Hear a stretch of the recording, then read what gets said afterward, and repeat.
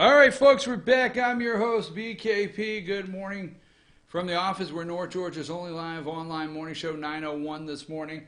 I do think the whistleblower non-story will actually end Biden's campaign. I think it will. I think people are going to start looking this up. Now, they're scurrying right now around MSNBC and CNN and everywhere they can go to try to cover up. And we'll give you a little more of that. Okay. Let's see. The Atlantic.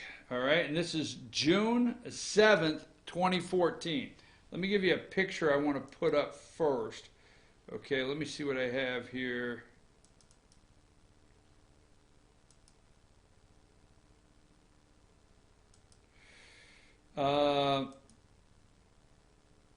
Let's go with number 18. All right.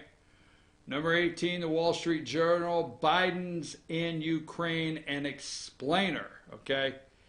So I wish, I mean, I'm wondering if Trump and the American people and Trump supporters would have liked to have, because it's ongoing, someone explain everything that was going on with Trump, explain away, wash away anything that happened like they're immediately trying to do with Joe Biden. Mr. Shoikin had dragged his feet on those investigations, Western diplomats said, and effectively squashed one in London by failing to cooperate with UK authorities. All right? So they're trying to downplay Shoikin, right? He is the guy that Biden said, I want fired. He is the guy that was investigated. Shoikin, right there, was investigating Burisma, right? Halfway around the world, the father statesmen Biden and Kerry now were also deeply involved in a complex, difficult situation in Ukraine. So you got to look at John Kerry and Devin Asher, all right? You got to look at Devin Asher. You got to look at Hunter Biden. You got to look at John Kerry, stepson, Burisma. You got to look at Rosemont Capital. Is that the name of it? Just get the book. You'll see. All right. There's, hey, telling you, John Kerry's in on it. Hunter Biden, Joe Biden, Kerry's stepson. Just follow me. They're all in on it. So, but the media is rushing the hashtag deep state, corporate, corrupt media is rushing to try to cover this up for Joe Biden.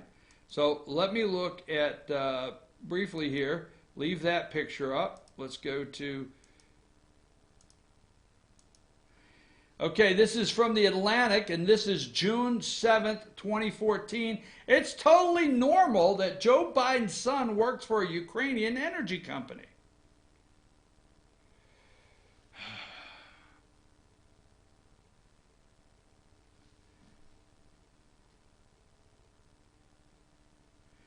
The inauguration of Petro Poroshenko as Ukrainian's new president was Europe's biggest story today, but it wasn't the most interesting one. This is from June 7, 2014.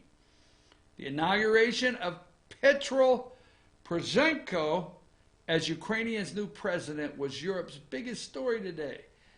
The billionaire confectioner promised to bring Ukraine closer to Europe and the West. He also had some tough words about Crimea. Remember, Russia took over Crimea on Obama's watch, which he delivered in the presence of whatever, the recently restored Russian ambassador to the Ukraine. All right.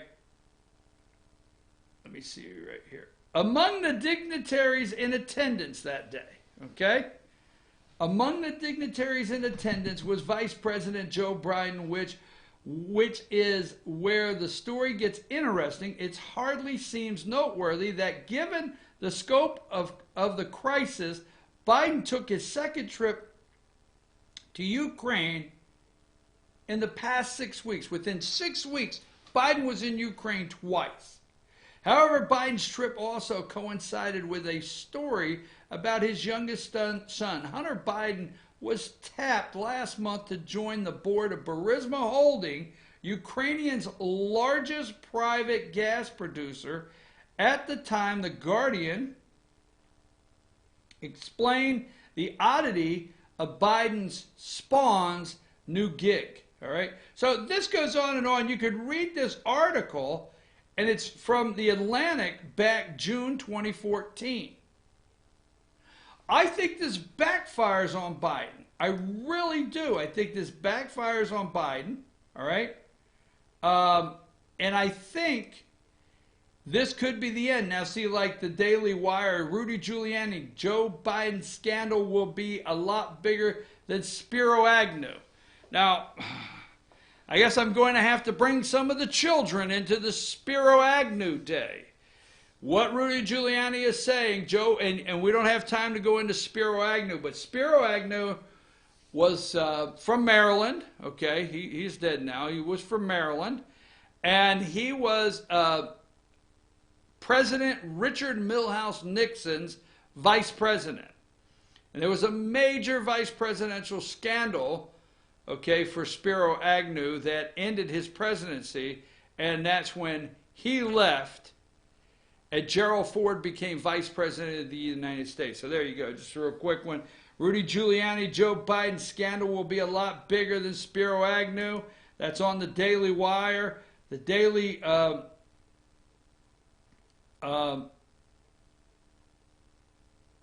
let's see, Pompeo sanctions.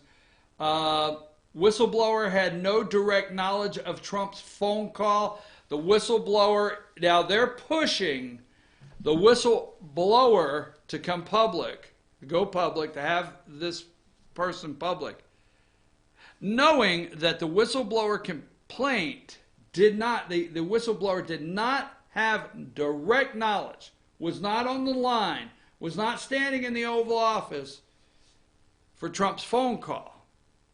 Only overheard what took place and went and filled out a form. Hey, can you give me Form 36? Yeah, the whistleblower one. Yeah, I want to turn that in.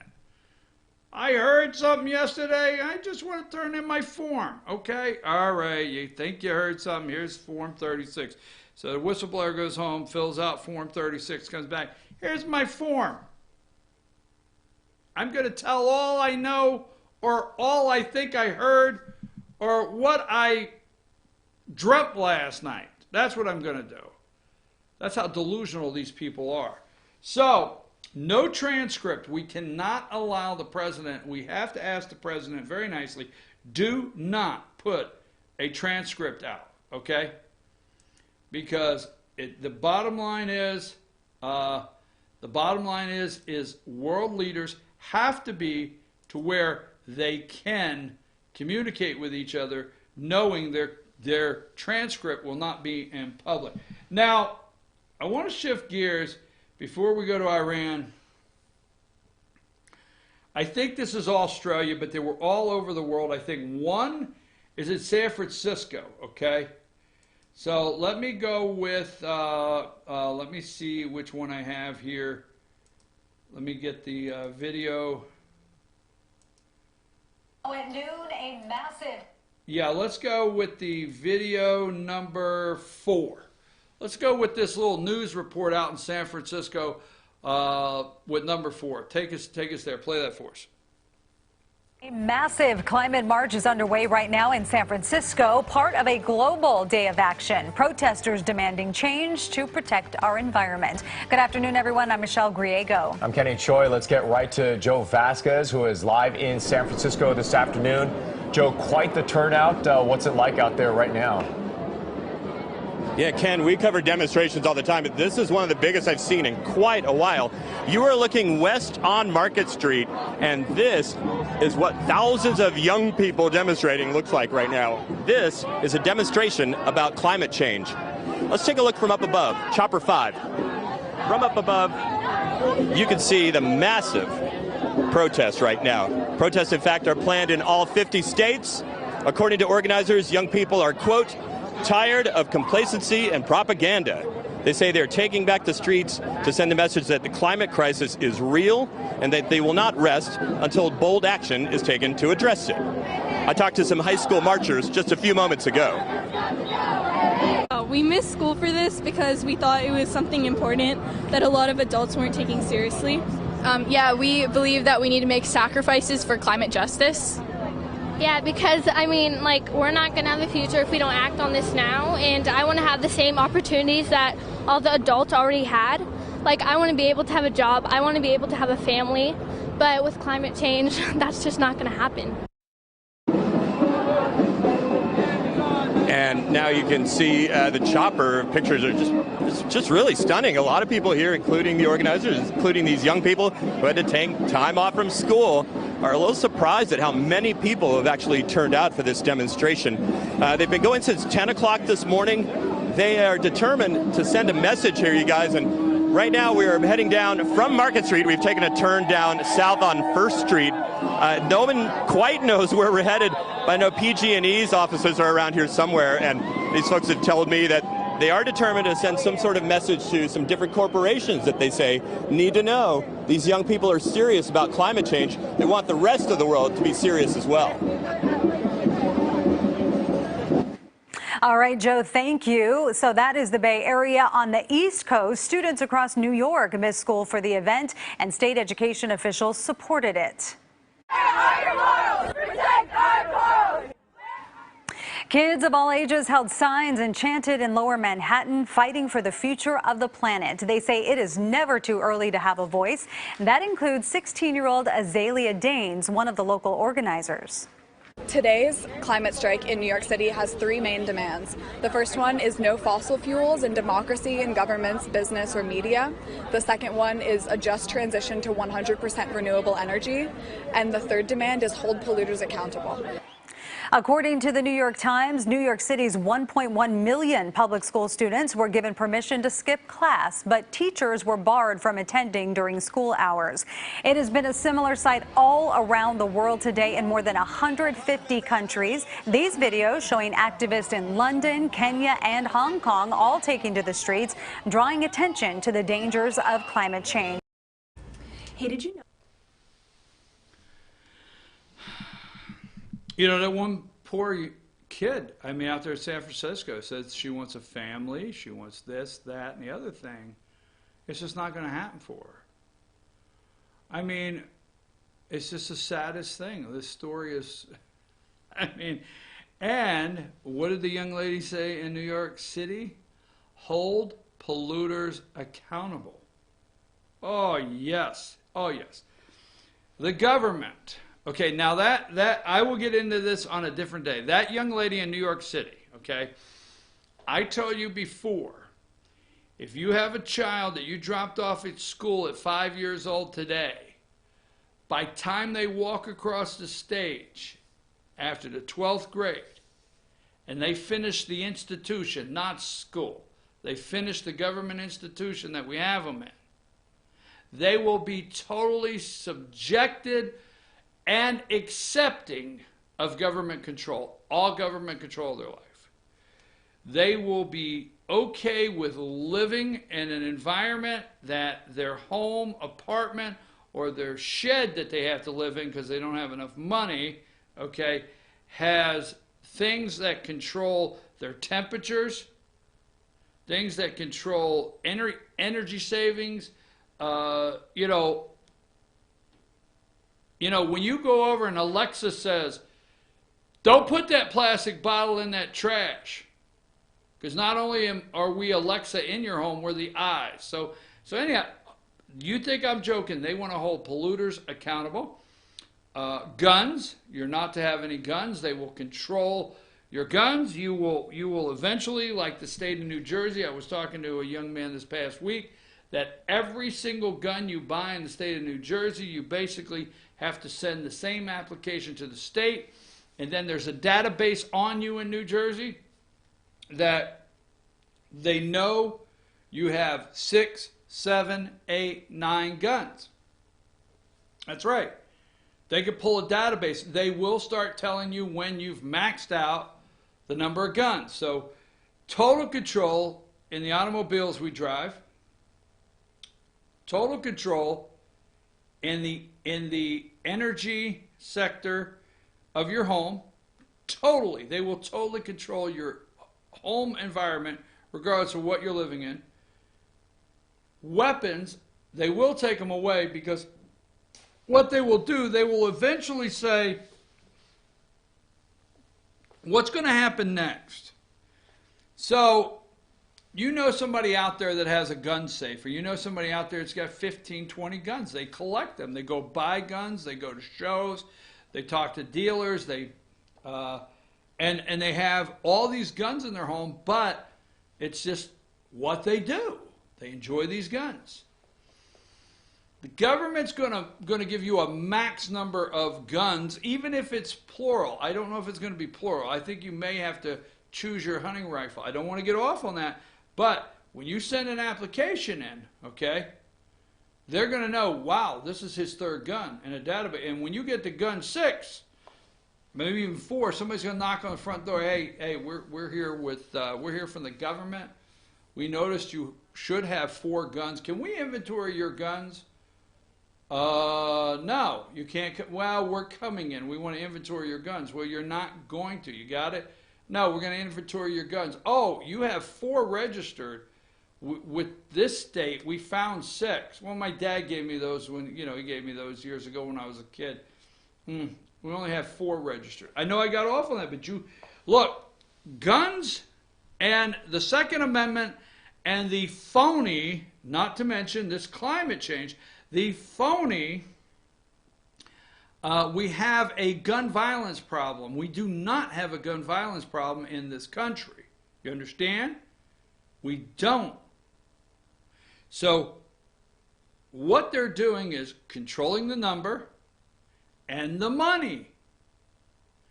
You may think I'm so far off the mark. The government, every time the government finds where they're not getting the money, they put a stop to it immediately.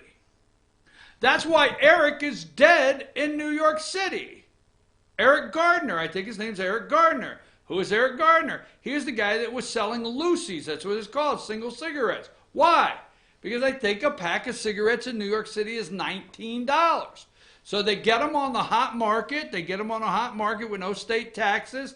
And they stand on the street corner and sell a cigarette to, there's 20 of them, and they sell them $1 a piece instead of a pack or whatever, right?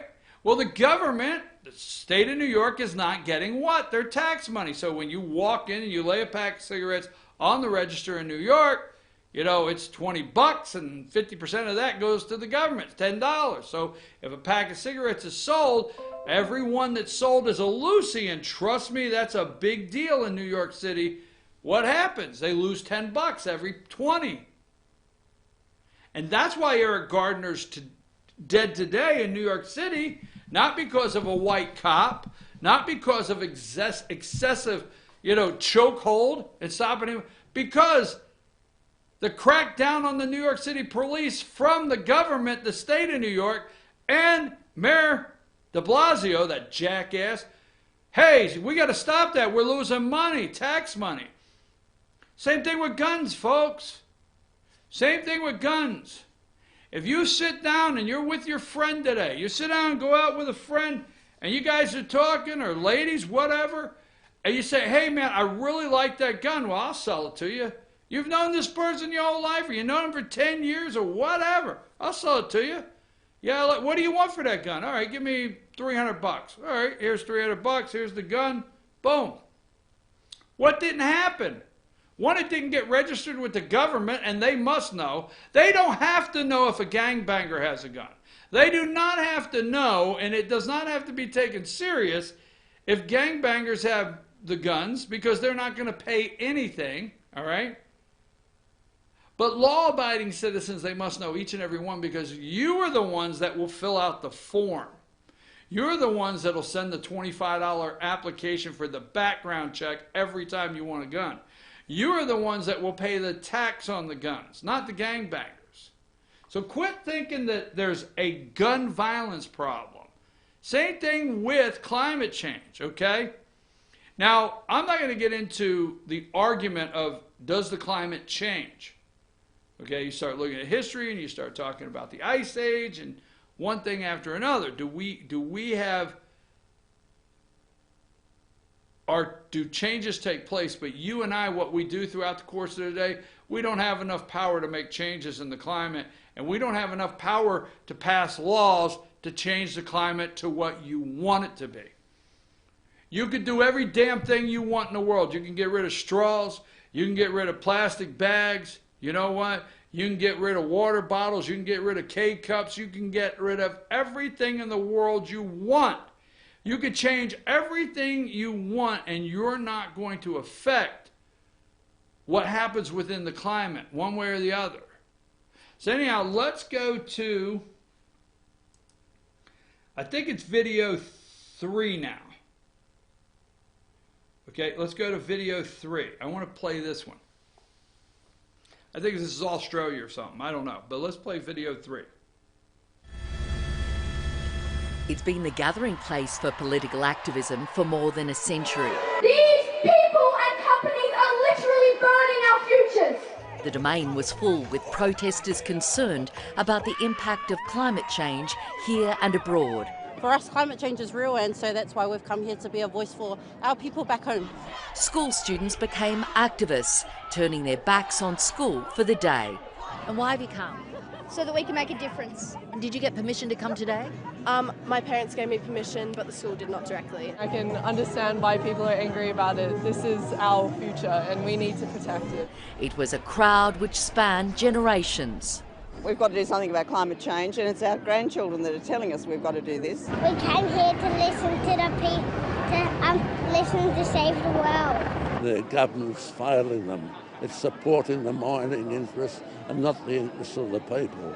The brainchild of a Swedish teenager has gone global. We are on the outskirts of the biggest catastrophe humanity has ever faced, and our government is doing nothing. Traffic came to a halt as the younger generation made their voices heard. Just days before a United Nations summit on the environment, these protesters want to send a powerful message that they're in solidarity with those feeling the greatest impact of climate change. There were climate strikes right around the country. Organisers estimate 300,000 joined the protest nationwide. In towns all over New South Wales, students rallied, calling for an end to coal, oil and gas. I think that teenagers are catalysts for change, and that if we can be a key force behind protests, then we can make change in our world. Protesters in rural areas say they're on the front line. At home, at the moment, it's just absolutely dreadful with the drought. Students are hoping their mass protest won't be ignored. Philippa McDonald, ABC News. So they skipped school. I don't see the big problem with that. I mean, I will tell you this. Okay, let me just for clarification, if we're in the 9th grade and everybody said, there's a climate change rally and we can skip school and we won't get in trouble, I would have been at the climate change rally. I would have. In fact, I would have probably looked, I would probably asked, oh, darn. I'm in the 9th grade. I would probably ask certain girls, okay, let's not get all bent out of shape. Are you going to the climate change rally? No, maybe they would say to me, are you going to the climate change rally? You know the world is coming to an end. And I would say, do you think I should be at that rally? Yes, you must help us save the world. Well, ladies, I am on my way. So I would have been at the climate change rally. Really, why did I have to bring that up? I don't know. But I would have attended in the 9th grade at the climate change rally. But I will tell you this, all jokes aside, if I'm telling you, if I am a long-term financial planner, and I would like to know this, I would like to know, long-term financial planner, How do they plan to market that to the kids? I'm serious. Now, the baby boomers, 70. Let's go 65, okay? I'm not 65, so don't look at me like that, okay? But let's go 65 and older, okay? Now, they have planned for retirement, okay? That generation. Now, usually around 30, 35, a couple kids, you start planning. I wonder what will be the marketing tactic for long-term financial retirement planning. I really do. Hey, kids, you know, maybe they'll have to let the kids have a early withdrawal without penalty if they do come down to the last year that the earth will exist. There may have to be a clause in there. If in event climate change burns the damn earth up, you can get your money out so you can enjoy it for the last 6 months. All right, I'm your host, BKP. We're going to take a short break. I want to come back. I want to talk about Iran for just a second. And how we're going to have to stick together because the corruption with the Bidens and the Obamas and the Kerrys and the list goes on. Take us a break.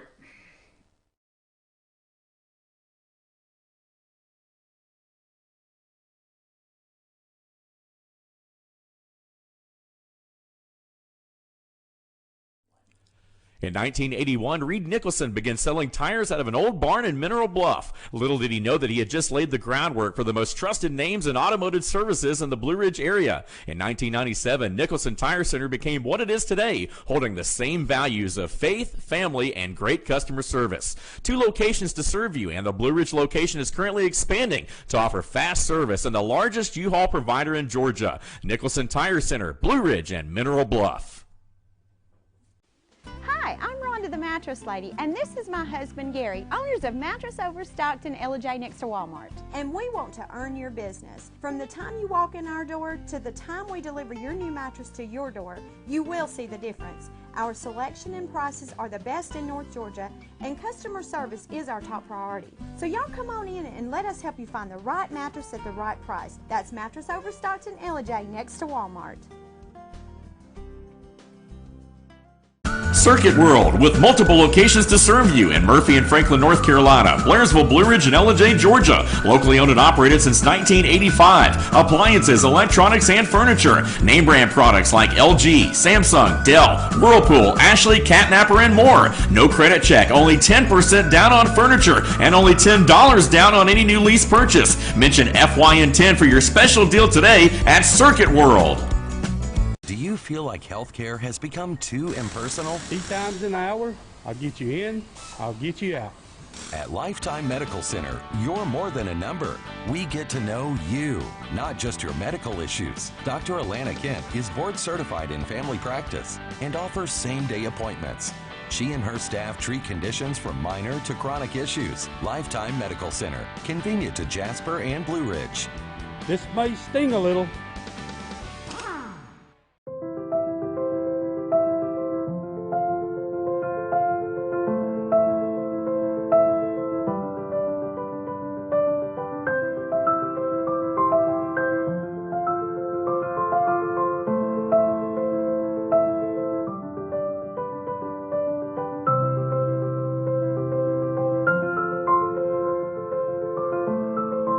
North Georgia Diamond is your source for diamonds in North Georgia.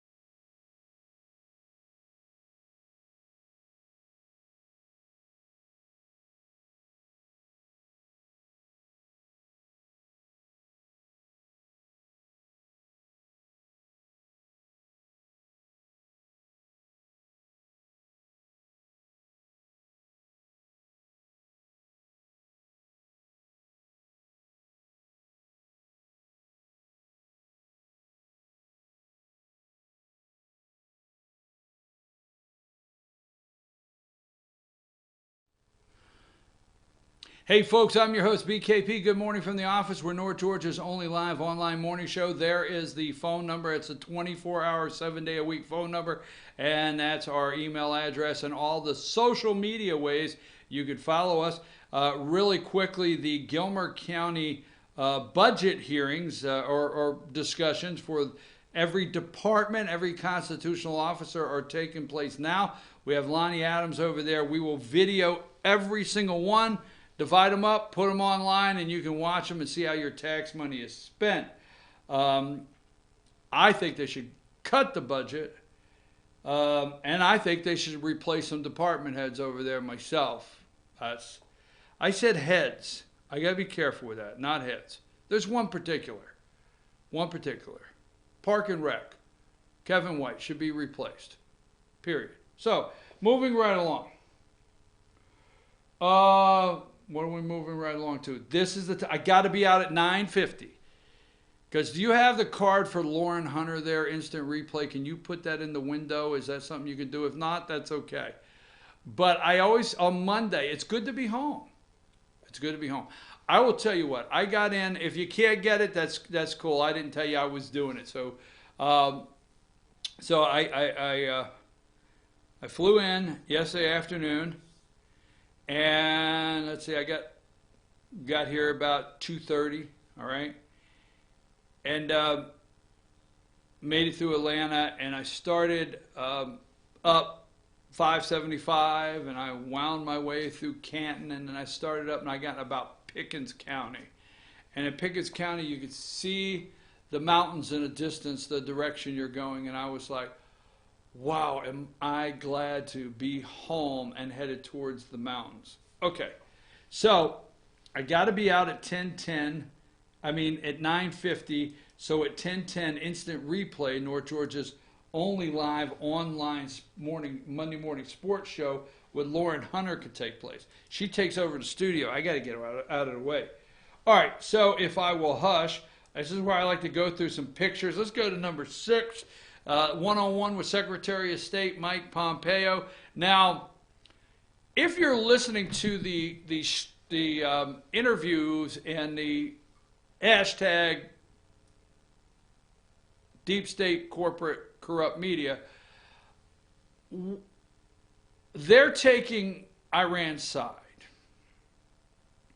Now, we have 40 years, and Mike Pompeo tried to explain that yesterday, but the media knows that. Martha Raddatz and Chuck Todd, they all know that we have 40 years of this evil terrorist-supporting regime in Iran, okay? Now, we know that the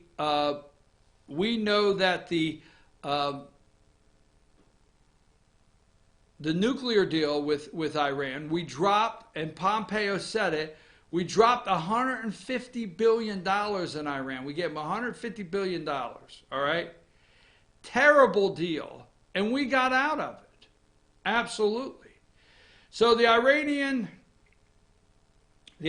President Rouhani never ever threatened the United States again. Trump, they played this, and they're trying to make, they put this tweet up on This Week with Martha Raddatz, and they tried to pressure Mike Pompeo, like, are we looking weak here?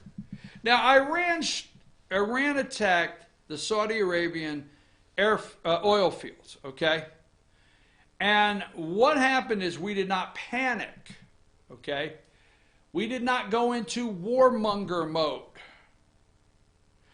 We did not strike overnight. We did not play our hand, which was interesting that at the same time on This Week was General Mattis, and Martha Raddatz did everything she could to try to get him to say something about Iran and us pulling out. See, us pulling out, the President of the United States and the United States pulling out of the Iranian nuclear deal, they claim is all of this problem now with the strike in Saudi Arabia. President Trump and Saudi Arabia and around the world, they didn't overreact. Different countries, pumped up production. Saudis came right out and said, we'll have production back up to X by this date. Whatever was lost, the America, other countries around the world, they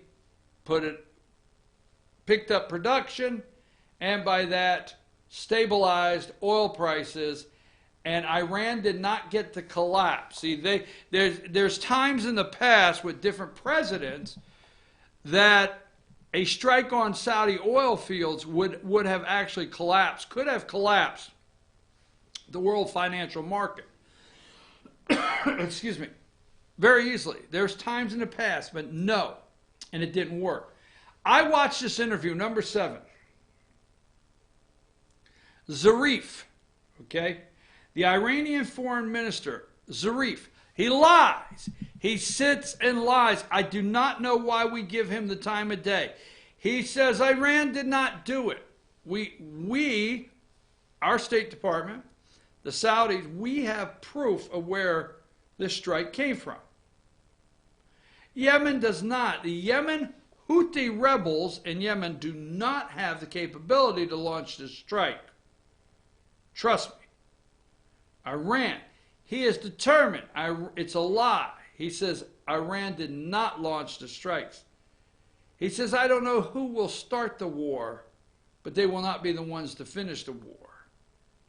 So, would you not like just one time our media just to treat our President of the United States just halfway decent as this guy here? Number 10, Face the Nation had to bring in who else? John Kerry, right? So you have the climate walkout, the climate strike, the kids walked out on the street. This is the guy,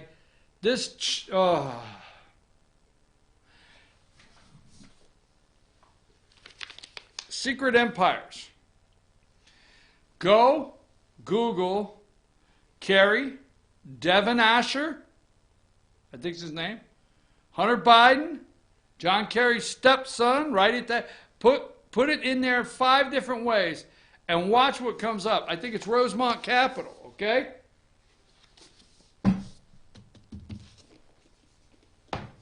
He is the one that got us in the Paris Climate Accord, or whatever it is. Trump got us out, thankfully. He's the one that made the deal over there in Iran. Trump got us out. Let me see what else is going on before I have to go. I like this comment from Shift. I mean, I'm being facetious here. Number 15. We very well may have crossed the Rubicon. Schiff says impeachment may be necessary. Okay. Let's see, we got that one. Oh, this morning, I got to put this up. It did not come through very well. It must have been switching because William Weld looks a little rough in this. But number 20. So what they did on the heels of the whistleblower Monday is they brought in the 3, coming up on Morning Joe, the 3 Republican, William Weld, former governor of Massachusetts, Rep. Joe Walsh from Illinois, I think he got his butt handed to him, and former Rep. Mark Sanford from South Carolina. The president put out one tweet, and Mark Sanford's opponent beat him like a drum in South Carolina. Oh, that's what Joe Biden said. He was going to beat Trump like a drum. And so they have them coming in this morning.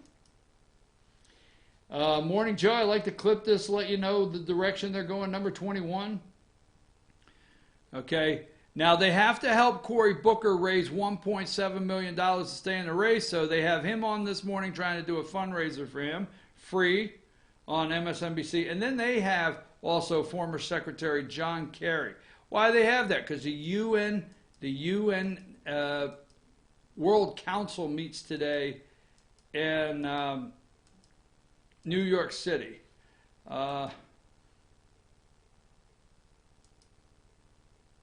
See if I have it. Let me see what else I have here. Trump admits. I think I'm about out of. Let me go to 38, okay? This is the comparable I want to look at. 2020 versus 2016 Iowa Dem caucus top choices among likely caucus goers. I don't have time to explain a caucus. You just have to go on and say, explain the Iowa caucus to me and read it. But in 2016, let's see, 32% Warren, 2016, 22% Clinton. So the difference in how Warren is doing out in front of Hillary Clinton, let's see.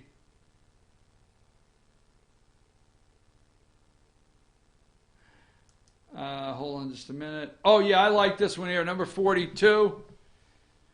Number 42, they're all messed up because the President of the United States is going to attend or host a religious freedom, I guess, meeting. Trump to skip UN Climate Action Summit. President will instead chair session on religious persecution. He's going to miss the summit. All right, number 44, UN General Assembly today. All of these evil dictators or evil people from Iran will be there, okay? You ever been to New York City when it's time for the UN Council? Wow. I'm just going through, making sure I haven't missed anything this morning.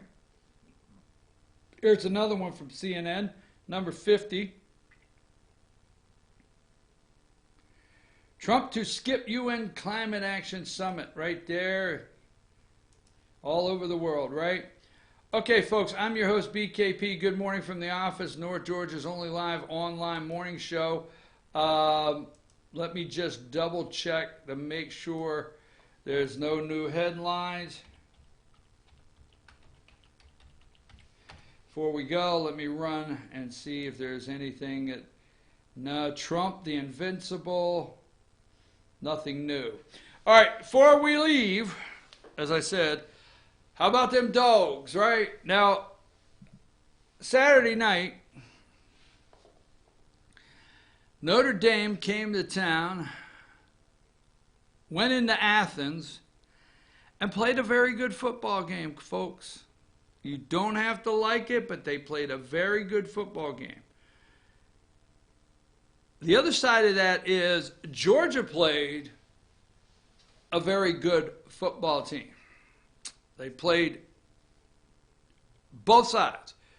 I mean, Notre Dame playing a championship, national championship caliber team, and Georgia played a very good Notre Dame team. And I have to quit saying that because I've said that 3 times. But I enjoyed the game right down to the end. And I do not know, I have not looked at anything this morning. I've been busy with other things, okay? But I think if there's anything, I would still call Clemson number 1. I would call Georgia number 2. I would call LSU number 3. And I would call Alabama number 4. So those are my numbers right there, okay? Welcome to fall. It's the first day of fall.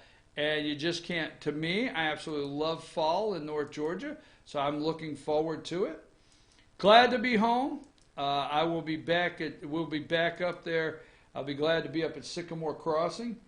And I think that's all I have. I'm going to get out at just a couple minutes early. I'm supposed to be out at 9:50 so they can prepare for instant replay with Lauren Hunter. And that takes place at 10:10 on Team FYN Sports Facebook page. So I'll be back tomorrow morning. It is Whistleblower Monday. Don't forget, Seth Rich is dead. Take us out of here.